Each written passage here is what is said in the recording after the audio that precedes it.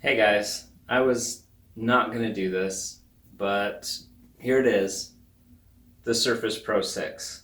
Now, normally I'm pretty on top of new Surface products coming out, comparing generation to generation, but when the Pro 6 rolled out and I saw the black finish on it, I was like, wow, that is awesome. I've wanted that. I've mentioned that in my videos that I wanted the black on it, but then it came to the specs, and in my estimation, other than the fact that it's quad core, which is really good, they took a few steps in the wrong direction. In some cases, they took a few steps backwards.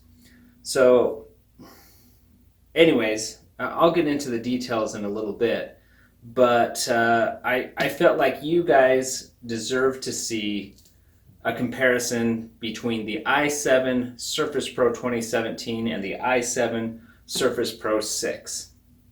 I feel like I wasn't going to buy this because I didn't feel like specs wise, just looking at it, that it was going to be worthwhile. But a lot of reviews have come out on it. A lot of the high level media people have reviewed this device, but they usually look at the i5 version or look at the i7 but don't compare it to the previous i7, or no one's done a good comparison video for what I really want to know between the i7 Pro 6 and the i7 Pro 5 or Pro 2017, however you want to call it.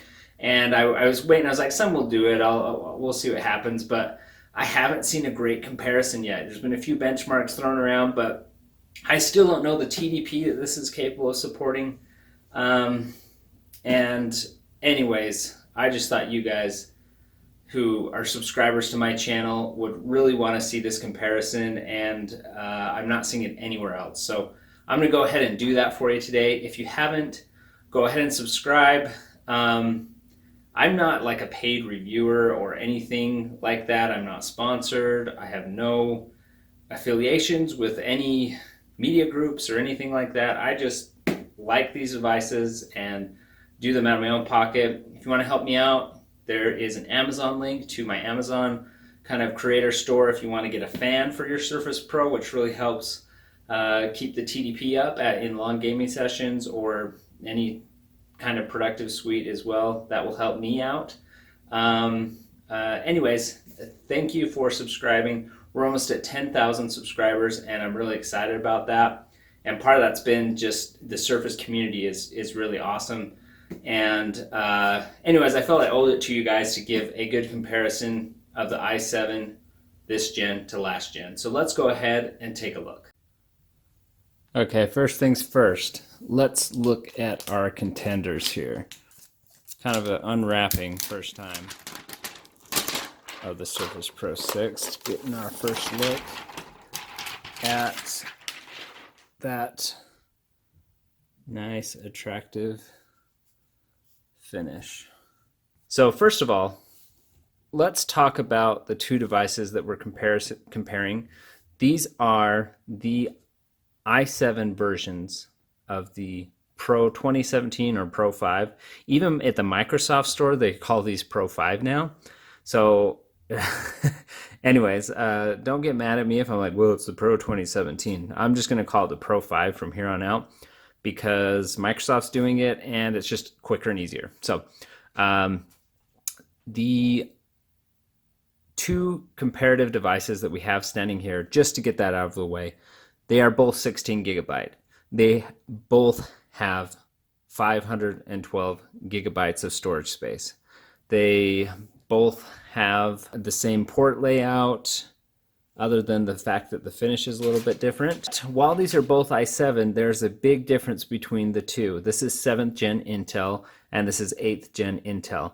7660U versus the 8650U. Intel HD Graphics 640 versus HD Graphics 620. Both are built on the 14 nanometer process, but this does have the quad core. But so I've already made a point of saying that the graphics on the old one are better than the new one. I don't think we're going to see any argument there. But what people don't understand a lot of times, they just say, "Oh, it's i7, it's great." And in fact, if you look at the Microsoft description of the i5 versus the i7, they specifically reference that gaming is better on the i7, and it's just like, no, it's you have the same chip between the i5 and i7 for graphics. So they're kind of straight up lying there. To some extent, I guess clock speed, is a factor too. But when they mention graphics specifically, it's the same. But between these two devices, there are some minor differences that we could see a little overlap. Point one: it doesn't matter what CPU we have if it is thermally constrained to the point where it cannot perform. So a lot of things depend on implementation. We've got all sorts of computers out there that use the exact same chip, but one is implemented better, has a better cooling solution, is programmatically in the BIOS to perform better than other components or other laptops in the same range. So there's a lot of variables here that you're not going to know just from a model number. But what we do know is the i7 on this machine is dual core, but it also only has a 4 megabyte cache. The 8th gen over here has an 8 megabyte smart cache, which is a little better there. The other thing it has going for it is that the graphics chip peak dynamic frequency is 1.15 gigahertz, where the peak dynamic frequency on the old gen is 1.1 gigahertz. So there's a bunch of variables here. It's possible I get surprised in this, and I find that even though this graphic solution is superior, the fact that it has so many more execution units in a small TDP envelope, maybe both of these operating in the same TDP envelope, means that the performance is going to be still fairly similar. Some initial benchmarks that I have seen out there make me think that the difference might not be as huge as I initially thought, but we're going to go ahead and lay into it. So we're going to go and primarily run through a suite of games and just see what TDP we can maintain on both of these machines. And then we will try that while also cooling these machines to see what the TDP can be held at when it's cool. So, but the comparison can't stop there, because the TDP on this machine, you've only got dual core and graphics on the package. This has quad core and graphics on the same package. So what that means is maybe the quad core, depending on the type of game you're playing, if you're playing a game that's really CPU intensive, the graphics may suffer horribly. But also they've supposedly revamped the cooling on this. Maybe there's that enough overhead, or maybe it just knows to distribute more power to the GPU cores. I don't know. We're going to kind of play around with this and see what the answers are to all these questions. But at the very least, it should be super interesting. Okay, so the first thing we're going to do is a quick test benchmark between the 5 and the 6. And the first thing we're going to do on it is just, these are starting cool, so they're going to have the maximum power to do whatever they need to do. What we want to look at is the package wattage, and that right now is at 1.4 here and 2.7 on the other side. Unfortunately, XTU does not work with the 8th gen yet. It hasn't been updated for 8th gen, so I can't use some of the better looking graphs. What I am using is throttle stop. And some things I've noticed so far is that when this is idling in balanced mode, this 6 series can maintain about 1 gigahertz when it's idling around using like 0.8 or so, while this side, its base frequency tends to default to 600 megahertz and uses more watts than this one does at 1,000, which is pretty interesting. The voltage tends to be lower in general on at the same clock speed on the new 8th gen. But anyways, besides the point is we want to see how many watts these machines can sustain. And so we'll do two tests. The first one is going to do a fresh test. So that will actually give the most benefit to this machine over here because it has a high TDP that will hopefully pull, close to 30 watts before pulling down to some sort of heat soaked level. And that's what we want to see is after this thing gets heat soaked, how it actually performs. So this first test is just going to be a standard first run.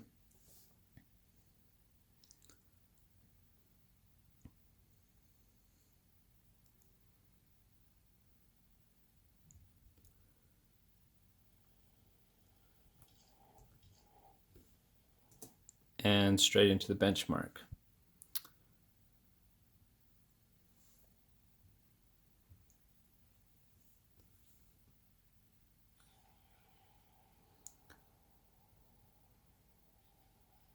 And right off the bat, you'll see that the Pro 5 is running about 40 frames, while this is running about 25 frames a second. So the Pro 5 is killing it. It's pulling about 30 watts here, and this one's pulling about 22.4 watts. So we do know that the Iris Pro graphics can't maintain this 30 watts. It can maintain 20 to 22 if you get a fan on it.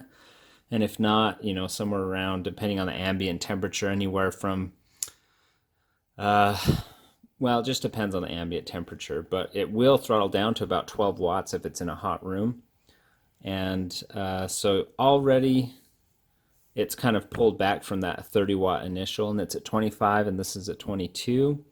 But despite the fact that they're pulling about the same watts at this point, their frame rate is still drastically different, with the advantage going heavily in favor of the Pro 5. They're getting 40 frames a second. Just to be clear, these benchmarks are both set to normal settings, 1080p, obviously in windowed mode, but still. You're getting a pretty big advantage still on the Pro 5 i7 versus the i7 on the Pro 6. So, but what I'm going to do is I'm going to let this sit here and get heat soaked. So I'm going to let it run and run and run until the devices get fully saturated. Because when you're running a game, things tend to heat up and it takes a minute for the heat to blend in. So what I really want to see is if we see the trend continue that this actually is pulling 25 and this is 22. I want to see if we let them sit long enough, if they'll equalize, to see if the cooling design is better on the Pro 5 or the Pro 6. So anyways, we'll let these heat soak for probably 15-20 minutes until we feel like they're totally saturated. Okay, so I've been letting these kind of get heat soaked in, and they've mirrored each other exactly the same. It's just been really interesting. They kind of throttled down to 19 watts, and now they're both coming down towards about 17 watts as heat soaks in. And you can see the frame rates are getting closer. The initial run was about 68% faster on the Pro 5. But at the state they're at right now, I think it's getting to be closer to only about a 30% advantage for the Pro 5 in sustained gaming.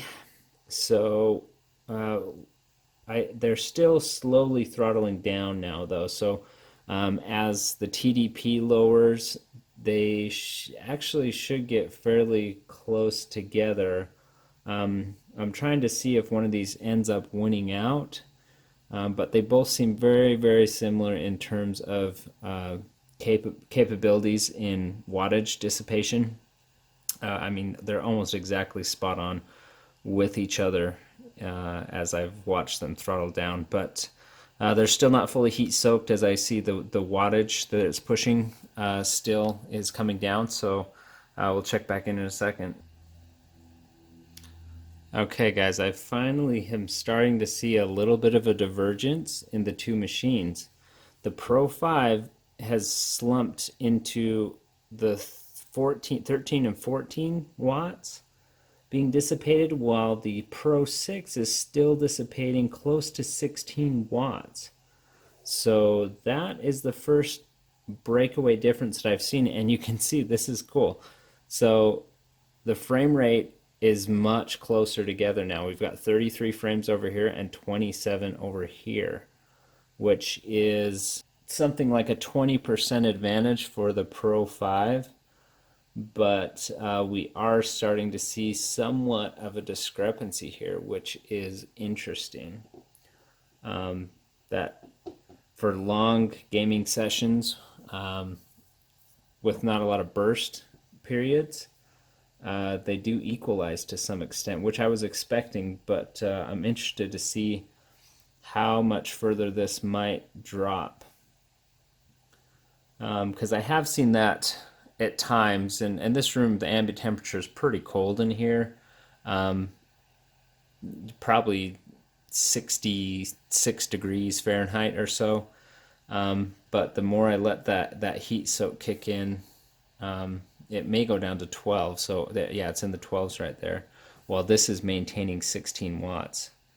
So I would be really curious to see, if I just let these run, if we can ever get to a point where the gap between these two machines is so much that the Pro 6 actually wins out. Look, we're really close right now. 30 frame rate versus 26. Now 28 versus 25. Ooh.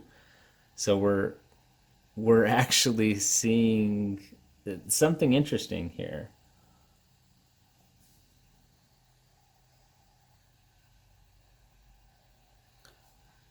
Okay, the other thing that's really interesting here is this machine has consistently had higher clock speeds. Right now, this is 800 megahertz and this is 1.3 gigahertz, so that's a result. But it's really able to maintain this 16 watt threshold, where this one's dipping down to 12 and 13, and that's like not even touching it. And that's actually very surprising, because the Pro 6's fan is much quieter than the Pro 5's. Not much, but it's discernible that the fan in the Pro 5 is louder than the fan in the Pro 6.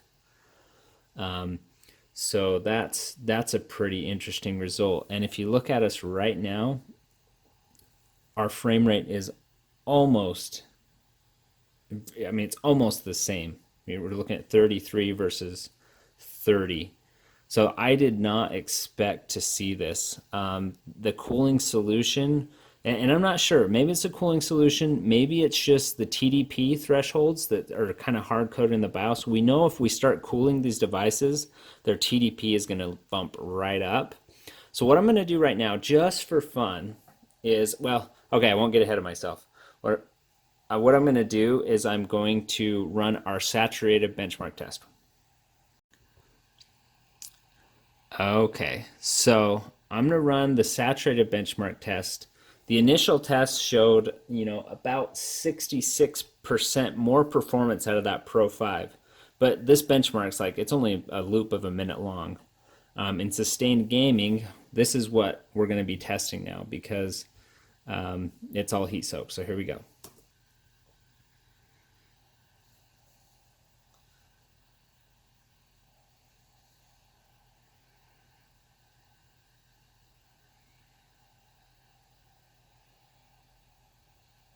And look at that. Heat soak benchmark frame rate comparison, much closer than it was before.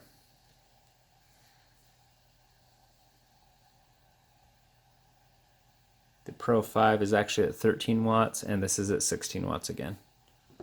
I don't know how I would even tell this, but I don't know if they just tuned this device to maintain 16 watts versus this one, like they gave it a little more threshold to fit in the quad core. I don't know if it's software or if it's actually the hardware in the device that's making it perform better, because while it is at 16 watts, the temp is hotter, 66 over here versus 59 over here.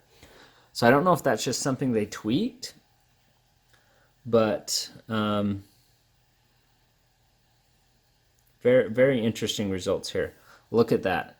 So the Pro 5 still wins, but the margin that it wins by is drastically smaller. Look at that, 30 frames a second versus 26. So that's about a 14% advantage to the Pro 5. So that's very interesting. So while at first glance that 640 is obviously a much better chip, but when you compare these as a platform against each other, by the time you're in the middle of your gaming session, there's actually not as big a difference as you might expect. I mean, I'm surprised by this result, actually.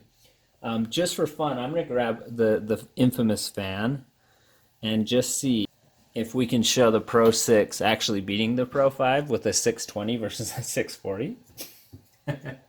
Not really, because we're giving it an unfair advantage. We'll do the same. We'll pop this on the Pro 5 and see what happens.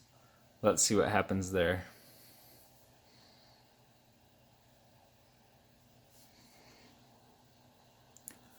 So it's bumped up to 17.5 watts, while this is at 12.5. And we've almost reached parity, frame rate parity here. It's up to 19.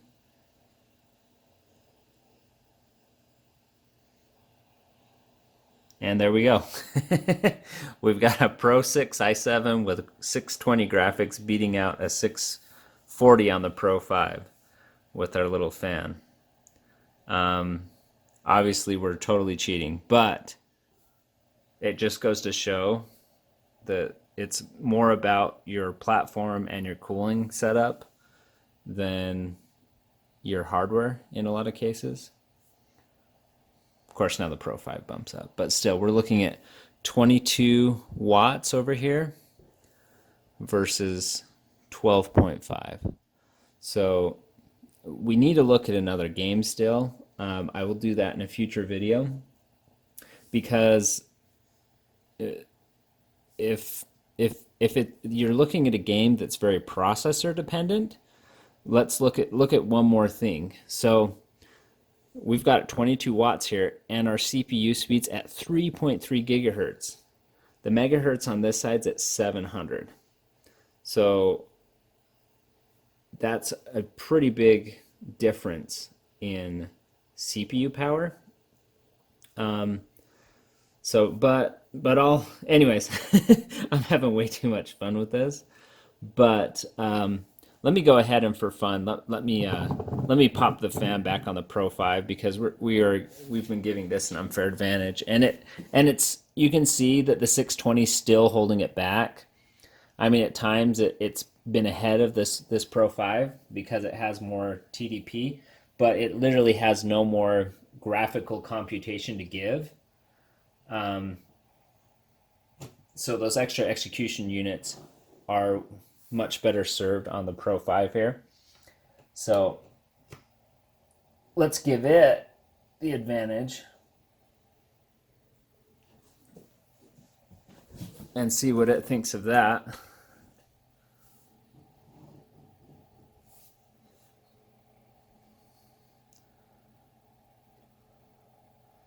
So that throws off my screen, but here, let's go like this.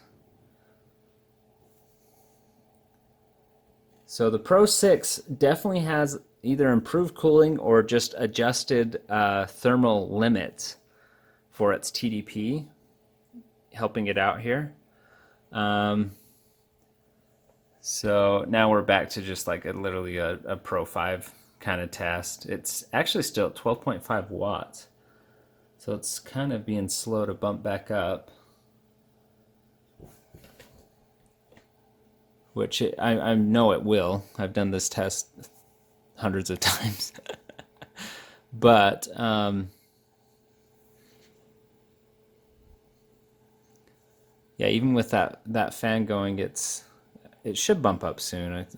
Anyways, I'm going too long with this, but we do know that it's going to recover a lot of its power once that TDP bumps up. There it goes, 13.3. It's out of the 12s. So anyways, the frame rate will recover. But let's go ahead and this video is getting way too long. So let me just do a final overview on the graphical comparison. I'll have more videos, but we'll get to that. Okay, guys, so this is the first comparison video that I'm putting up for the Pro 5 versus Pro 6, and some really interesting results on TDP, heat dissipation, and I'm actually surprised a little bit because I figured that the cooling solution wouldn't be that improved, and you would see that the TDP capability of these two devices would be exactly the same. Which, when I first started them, they both, I mean, the Pro 5 has the capability, it's got more execution units, it was able to pop into like the 30-watt range, but then it slowly came down to about the 26-watt range that we saw on this one. They both slowly came down to about 16 watts, but that's where they started to diverge.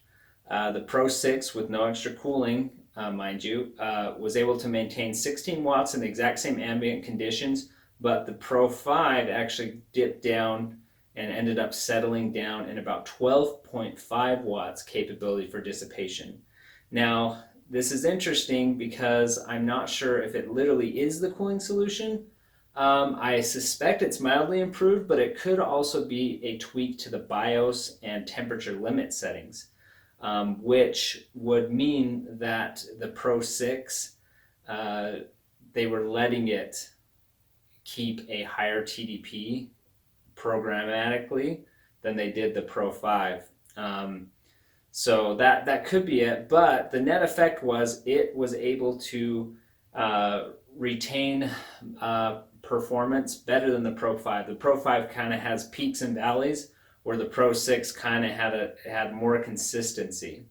So of course, the Pro 5 with the Iris 640 graphics, when it's first starting out, it's peaking at about 68% performance, better than the Pro 6, but that measure of performance came down to closer to the same level within about 15% of the Pro 6 as it got intentionally heat soaked.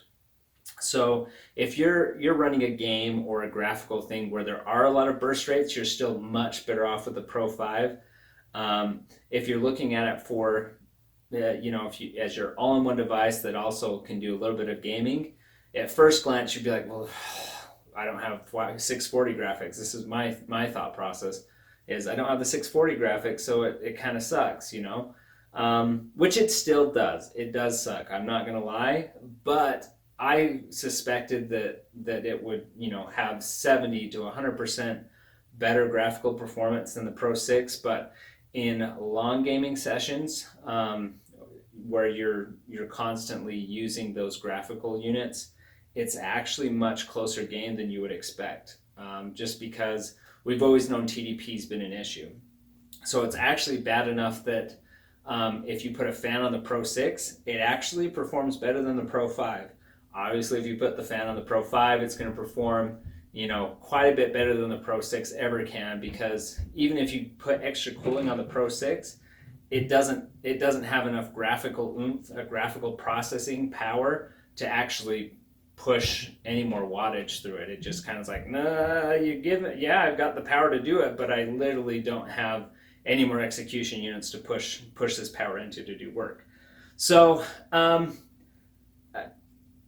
this is why I want to. This is why these are the type of things that keep me up at night, is wondering about the performance characteristics of new devices from Microsoft. So, anyways, that's what we're looking at. The Pro 6 still doesn't have USB-C, unfortunately. I know you can get the adapter, but I know Microsoft probably has something up their sleeve for next year.